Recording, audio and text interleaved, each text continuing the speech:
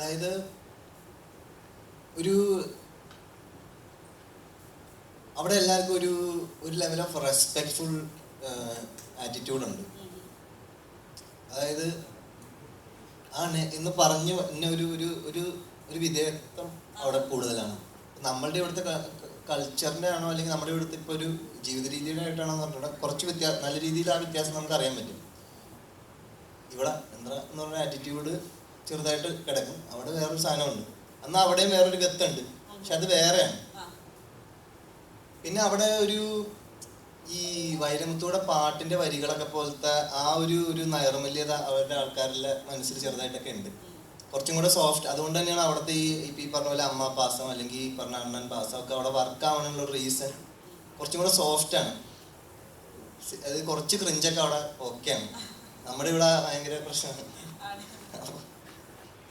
ഞാൻ പേഴ്സണലി എനിക്ക് അത്യാവശ്യം ഇമോഷൻസ് ഉള്ള സിനിമകൾ ആണ് കൂടുതൽ വർക്ക് ആവുക.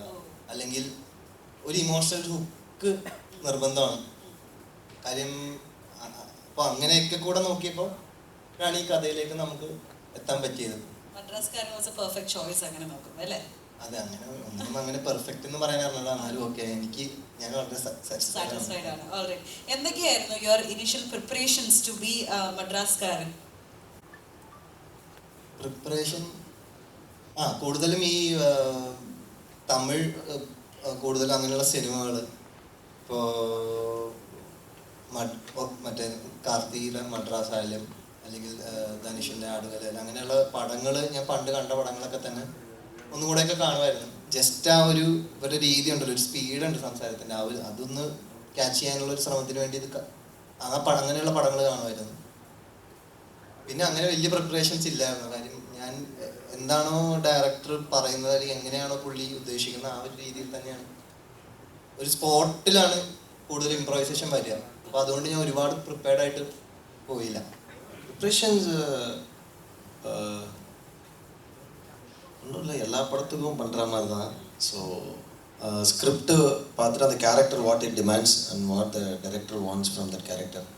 ஸோ அதை நம்ம ப்ராப்பராக ஒரு ஆக்டராக ப்ராப்பராக அதை அண்டர்ஸ்டாண்ட் பண்ணி அதை to make the director realise that what he has written is come out really well and whether we are doing it பர்ஃபெக்ட்லின்றது தான். ஸோ அதான் இங்கே ஒரு ஸ்டைல் இருக்கும், இங்கே ஒரு லைஃப் இருக்கும். ஸோ இங்கே இருக்க இப்போது ஒரு ஆக்டர், இங்கே இருக்க ஒரு கேரக்டர்ஸ் கிட்ட ஒரு யூனிக்னஸ் இருக்கலாம். ஸோ அந்த மாதிரி சில விஷயங்கள் நம்ம அப்சர்வ் பண்ணதை டைரக்டர்கிட்ட டிஸ்கஸ் பண்ணி அதை ஒர்க் பண்ண முடியுமான்னு பார்ப்போம். அது எல்லா படங்களும் தான் நிறைய பார்த்தேன். சொன்னேன் நம்மகிட்ட கும்பலாங்கி நைட்ஸாக இருக்கட்டும், இஷ்கா இருக்கட்டும், அண்ட் ஆர்டிக்ஸாக இருக்கட்டும். ஓகே,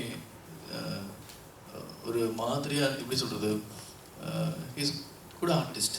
அதை தாண்டி அவரோட பர்ஃபார்மன்ஸ், அதோட ஒரு ரியலிஸ்டிக்னஸ், அது நிறைய விஷயம் பிடிச்சிது. ஸோ அதுதான் ஓகே, ஒரு கண்டிப்பாக பொருத்தமாக இருப்பார்.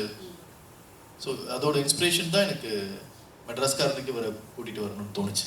Alright, thank you so much sir. And yes sir, நாளைக்கு சென்னையில் trailer and audio launch is happening. So கண்டிப்பாக need all your support. And Vijay Sethupathi now is releasing the trailer. So